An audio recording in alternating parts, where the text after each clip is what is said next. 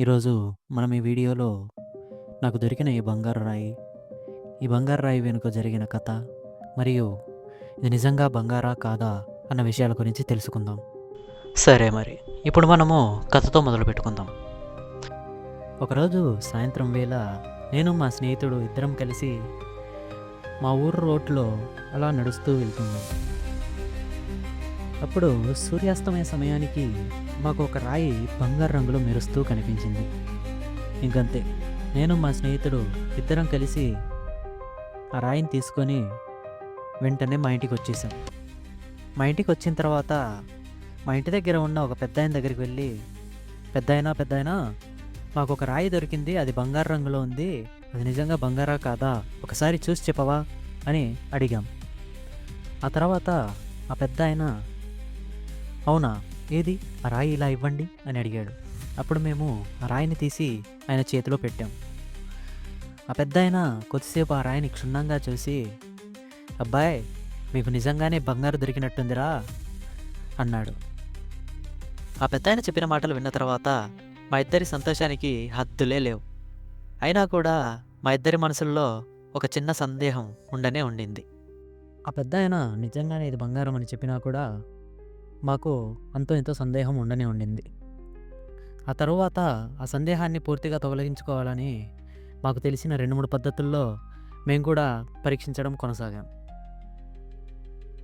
మొదటి పరీక్షలో మేము ఆ బంగారు రాయిని నేలకేసి గట్టిగా రుద్ది ఆ రంగు ఉంటుందో పోతుందో చెక్ చేసాం. రెండో పద్ధతిలో ఆ బంగారాన్ని నీళ్ళల్లో బాగా కడిగి అసలైన బంగారానికి ఆ బంగారు రాయికి తేడా చూసాం. ఇది ఖచ్చితంగా బంగారమే అన్న నమ్మకం వచ్చేసింది. ఆ తర్వాత నేను మా స్నేహితుడు ఆ బంగారు రాయిని అమ్మటానికి పక్కనే ఉన్న పట్టణానికి బయలుదేరాము. నేను మా స్నేహితుడు ఇద్దరం పట్టణానికి చేరుకున్న తర్వాత మేమిద్దరం కలిసి ఒక బంగారు వ్యాపారి దగ్గరికి వెళ్ళాము.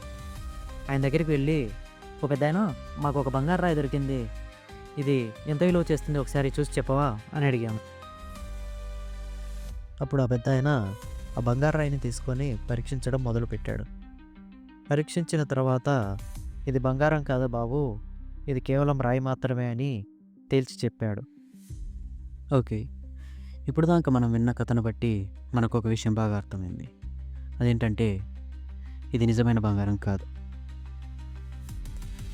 ఇక్కడి దాకా విన్న తర్వాత మనందరి మనసుల్లో వచ్చే ఒకే ఒక ప్రశ్న, ఇది బంగారు కాకపోతే మరేమై ఉంటుంది? సరే, మనం ఇప్పుడు ఈ బంగారు రంగులో మెరుస్తున్న రాయి గురించి తెలుసుకోవడం మొదలు పెడదాం. ఇప్పుడు మీ స్క్రీన్లో బంగారు రంగులో మెరుస్తున్న రాయి పేరు పైరైట్.